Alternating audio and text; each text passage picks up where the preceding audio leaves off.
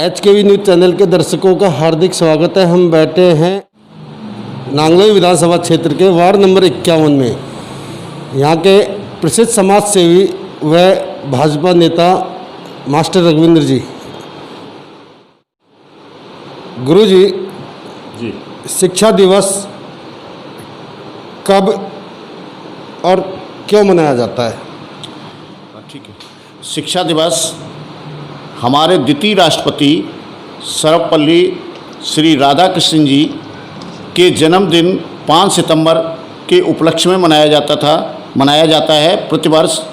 और इसलिए मनाया जाता है, चाहे बाल दिवस हो या शिक्षक दिवस हो या और दिवस हो, कि हमारे एक महान पुरुष की उनको याद रखा जाए।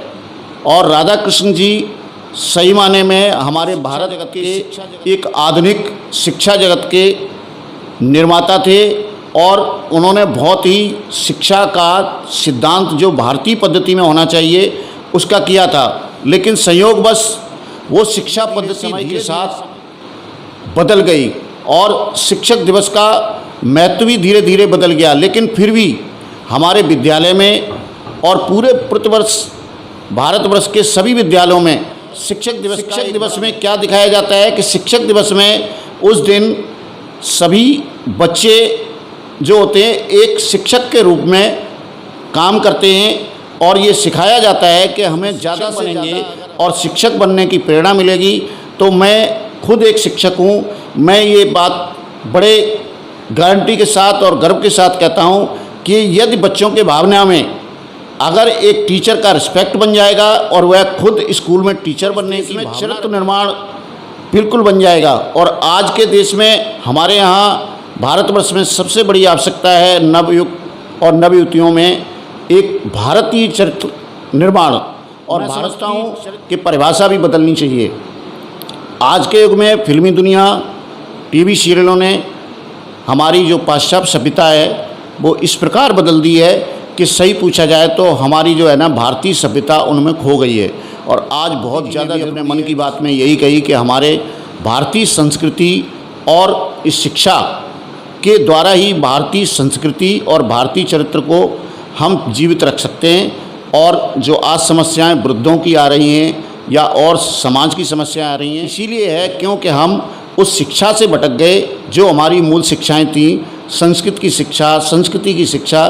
लेकिन मैं शायद ये देख रहा हूँ कि आज के समय इनकी बहुत आवश्यकता हो गई है।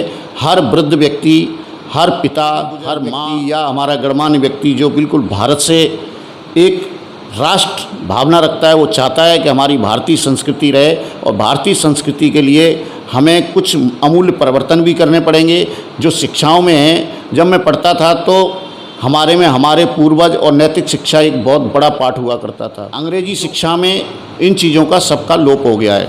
आज जो है ना सिलेबस में कहीं हमारे पूर्वज और नैतिक शिक्षा नहीं दिखाई दे रही है। इसी का ये कारण है क्योंकि अब हमारा एजुकेशन एक एज ए इंग्लिश बेस और उसको इस तरीके से दिखाया जाता है तो कुछ नौकरी पाएगा।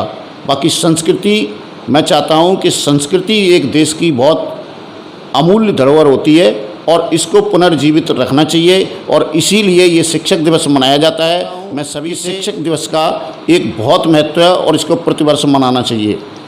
गुरु जी, कोरोना काल की संकट घड़ी में हमारी स्कूल कॉलेजें बंद हैं और हमारे ये कोरोना संकट काल में बच्चों के ऊपर पढ़ाई में क्या जी, एक कोरोना जो है ये महामारी पूरे विश्व की वैश्विक महामारी है।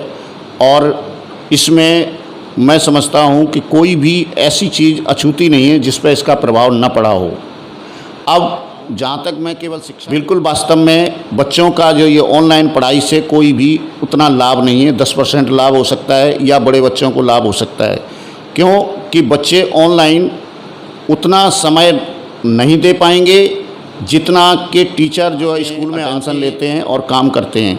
ये एक माध्यम सिर्फ खाना पूर्ति वाला है। बड़े बच्चों के लिए तो चाहे ये कुछ हो भी सकता है, लेकिन जो बच्चे नर्सरी से लेकर 8th क्लास तक बच्चे के लिए बिल्कुल लाभदायक नहीं है। लेकिन चूंकि ये महामारी है, महामारी के साथ साथ हमें ये भी एडजस्ट करना पड़ता है। लेकिन अब मैं पेरेंट्स से भी, टीचरों से भी और सरकार से भी कि इसके बारे में भी कोई एक उचित गाइडलाइन बनाई जाए। गाइडलाइन बनाई जाती है लेकिन एक स्टेबिलिटी गाइडलाइन बनाई जाए और इनके स्कूलों को खोला जाए। बेशक छोटे बच्चे स्कूल में नहीं आएँ, लेकिन बड़े बच्चे स्कूल में आएँ और बिल्कुल सावधानी बरती जाए। उसको जो है ना 10-15 मिनट, जिस तरीके से आप वीकली मार्केट और चीज़ों को सब ट्रायल करते हैं, तो इनको भी एक ट्रायल के बेस पर 8 दिन के लिए 10 दिन के लिए इसको किया जाए। इसका क्या रिजल्ट आता है, मैं समझता हूँ कि ये भी जो है ना एक बहुत बड़ी परेशानियाँ टीचरों की, पेरेंट्स की, बच्चों की और यहाँ तक जो प्राइवेट स्कूल चला रहे हैं उनकी भी, क्योंकि वो भी ये सब जो है ना एक तरीके से ये भी इनकी वित्तीय व्यवस्था जो है ना चरमरा गई है। और मैं पेरेंट्स से एक अपील करता हूँ कि भाई अगर बच्चे आपके ऑनलाइन पढ़ते हैं, ठीक है जी, और अटेंशन देते हैं, तो उनको जायज़ छोड़ दो। आप छोटे स्कूलों में जहाँ 200 और 400 रुपये फ़ीस ली जाती है, तो उनको वो कहाँ जाएंगी। टीचरें जो लगी हैं 6-6 महीने से घर बैठ गई हैं, ठीक है, स्कूल के संचालकों ने स्कूल बंद करने की कगार पर आ गए, तो उनको दो। और अपनी कोई रियायत करना चाहता है तो बड़े ऑन रिक्वेस्ट, आपकी कोई समस्या है तो स्कूल में आओ। ऐसा नहीं है कि कोई अगर स्कूल का संचालक है, स्कूल का प्रधानाचार्य आपकी बात सुने, ज़रूर सुनेंगे। और जहाँ तक बड़े स्कूलों की बात है, वहाँ तो फीसें आ रही हैं, वहाँ कोई समस्या नहीं। समस्या है छोटे बजट के स्कूलों की। तो मेरा ये अनुरोध है कि आप अपनी समस्याएं स्कूल संचालकों के पास आएँ और प्रधानाचार्य के पास आएँ और उस समस्या का निपटारा होगा। बच्चों की पढ़ाई कंटिन्यू रखनी चाहिए। क्यों नहीं है, ये 2 महीना भी चल सकता है, 3 महीने भी चल सकता है, लेकिन अगर बच्चे जो छोटे होते हैं वो कितना पढ़ते हैं और कितनी जल्दी भूलते भी हैं, तो ये भी एक समस्या है। और सरकार को भी मैं इसकी ओर आकर्षित करना चाहता हूँ कि भाई इस पर एक विशेष गाइडलाइन तैयार करके और हमारे विद्यालय भी खोले। केजरीवाल सरकार ने मार्केट खोल दिया, बड़े बड़े मार्केट खोल दिया, रेस्टोरेंट खोल दिया, मेट्रो चलाने की तैयारी कर रहे हैं, बस डीटीसी बस चालू कर रखी है, परंतु हमारे बच्चों के साथ में सौतेला विहार क्यों, स्कूलों के साथ में सौतेला विहार क्यों? जी, जहाँ तक केजरीवाल सरकार है वो तो मैं समझता हूँ केजरीवाल सरकार जो है ना किसी विशेषों पे आई है, फ्री का पानी, फ्री की बिजली, इस बेस पे आई है। तो मैं तो नहीं समझता हूँ कि कोई इससे किसी का समस्या का निवारण होता है। अगर किसी को आप फ्री दे दो, अगर किसी बच्चे को आप फ्री में कुछ काम न करने दो और वैसे ही पैसे देते रहो, तो वो बच्चा कितना कारगर होगा, मैं नहीं समझता हूँ कि किसी भी तरीके से कारगर होगा।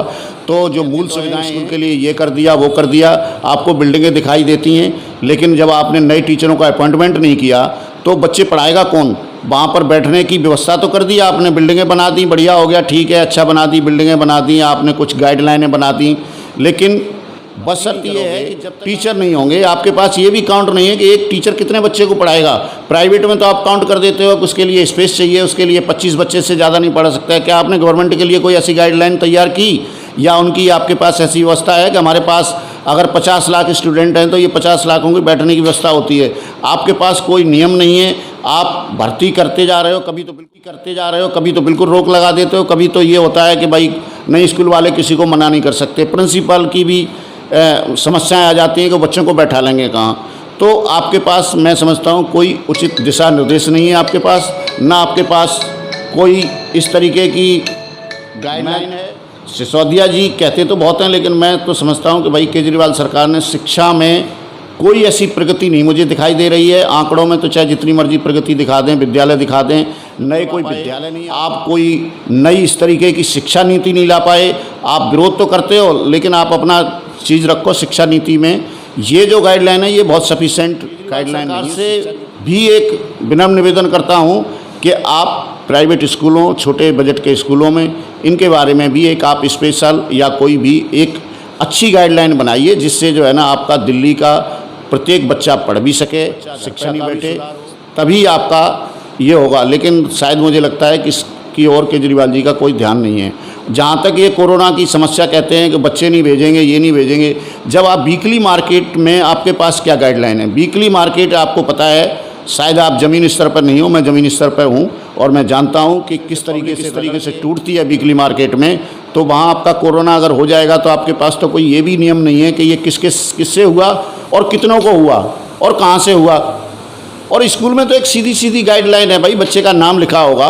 और मैं समझता हूँ कभी भी कोई भी इतिहास में आज तक मैंने तो कोई जानकारी नहीं है कि इतनी बीमारियाँ हुई हैं कि स्कूल से कोई बीमारी लगी हुई हो। स्कूल तो एक ये होता है कि बीमारी का वहाँ सुधार हो सकता है, आप स्कूल में बुलाइए, उनके टीके लगवाइए और उनकी गाइडलाइन तैयार करवाइए, उनको एक नियम कानून बना दो जिससे बच्चों की शिक्षा भी हो सके और बीमारी भी ना फैले। इस तरीके की गाइडलाइन मैं चाहता हूँ केजरीवाल सरकार को। सभी विद्यार्थियों को और सभी खासकर शिक्षकों को, जो एक समाज निर्माण में इनका बहुत विशेष योगदान होता है और समाज के निर्माण में हर कोई पेरेंट्स बहुत अच्छे होते हैं तो आपको एक आदर्श मानकर उसका अनुकरण करते हैं। मैं भी किसी टीचर का, किसी गुरुजी का अनुकरण करते हैं। जब बच्चे, मैं शिक्षकों को एक बहुत विशेष ये कह रहा हूँ कि आप अपना चरित्र निर्माण करिए, एक अच्छा बन के दिखाइए जिससे टीचर का बच्चे अनुकरण करें और अपने जीवन में याद रखें कि मुझे उसकी ये छाप। हर महान व्यक्ति के पीछे लोग कहते हैं कि महिला का भी हाथ बहुत होता है, लेकिन उससे ज़्यादा हाथ होता है उसके गुरु का। वो गुरु ही होता है जो आज भी समाज में और दिल में, बाकी तो स्वार्थ से होता है लेकिन दिल में उसका जो सम्मान होता है वो मैं समझता हूँ कि चाहे तुलसीदास हों, चाहे कबीरदास हों, चाहे कोई भी हो, सब ने उनको। इसलिए मैं कहता हूँ इस 5 दिसंबर की शिक्षक दिवस पर हमारी सभी को, पेरेंट्स, बच्चे, टीचर्स, सभी को ढेर सारी शुभकामनाएं।